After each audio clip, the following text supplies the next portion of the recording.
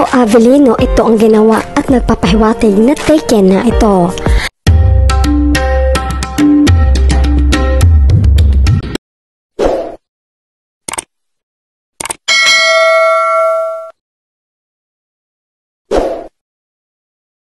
Paolo Avellino ito ang ginawa at nagpapahiwatig na taken na ito. Marami naman ang pinasaya ng aktor na si Paolo Avellino nang dumalo ito sa Ultra Mega Expo 2024. Gayon pa man, tinanong naman ng aktor ang mga audience kung sino ang single. Dagdag pa ni Paolo, maging masaya na lang tayo para sa kanila. Agad namang nagkomento ang mga netizens sa sinabi ng aktor. I simply understood what he said as maging masaya na lang tayo, we as na hindi na single. Sa kanila din na mga single pa. Just look at him, may ganyan bang single na abot hanggang mata ang ngiti. Tapos nang mamadaling umuwi after ng mga event niya. Ako, two ways, pwede maging masaya din tayo for the singles, may inclusion kumbaga. Next, may analysis, pero if it is the other way around, he never included himself na single din naman. Let's just be happy for them all. Oh yes, that's what I meant.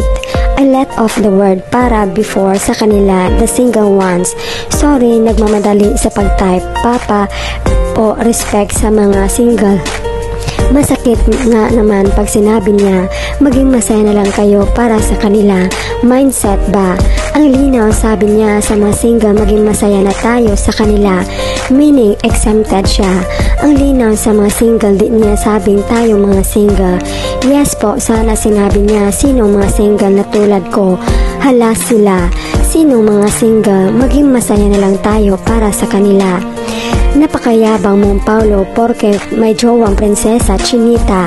Grabe naman Pao, inaano ka ba namin porket di ka na single, porket papi ka na, porket may Chinita ka na, may ka-gym body ka na, ka-bike, ka-running, may hinahatid at sinusundo, may ka-chat, may ka-video call, ano pa, char lang.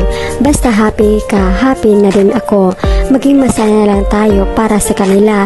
Layag na at ni Paolo Avellino, so di ka na talaga single. Coming from you na talaga yan ha. Ang saya-saya naman, kilig to the highest level.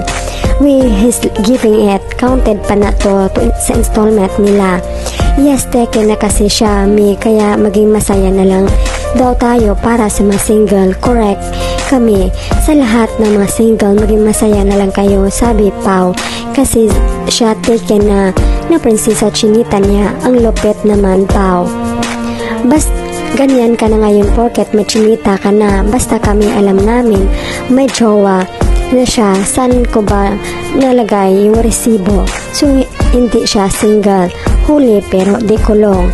Apakayabang niyan tapos turo siya ng prinsesa niya.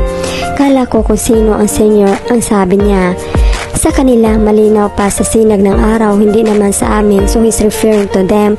He's not included kasi exclusive na kasi siya. Naging masaya na lang tayo para sa kanila, hindi na siya single. Yes, yes, yes, papi, love it. Tag ko na ba? Di na siya single, di na siya single. Omitted ang self sa samahan ng mga single. Oo na papi, ikaw na may jowa, Chinita. Kunti na lang Pao, kunti na lang. Apakayabang po.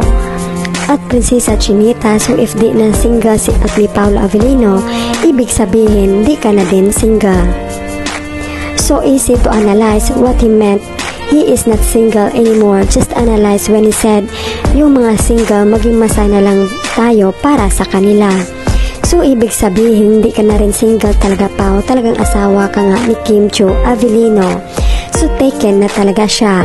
Mapanakit ka sa mga single Paolo porket taken ka na ha. Oo, ikaw na in love. Umami na din na di na siya single. Diyos ko, maging trending na naman tong pag-amin na to.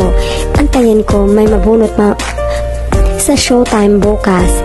So it means may GF na kanapaw. Hopefully si Chinita Princess yon. Affected masyado ang single. Yes, di na single si Pao, may asawa na yan, Chinita nga eh. Ibig sabihin, Bapaw taken ka na, congrats sa inyo. Mag-asawa na nga sila ni Kim, hindi na siya single. Wow, di na pala single si Pao. Parang inamin mo na hindi ka na single Pao, lam na yan, di ba Kim? O diba may asawa na daw, congrats Pao.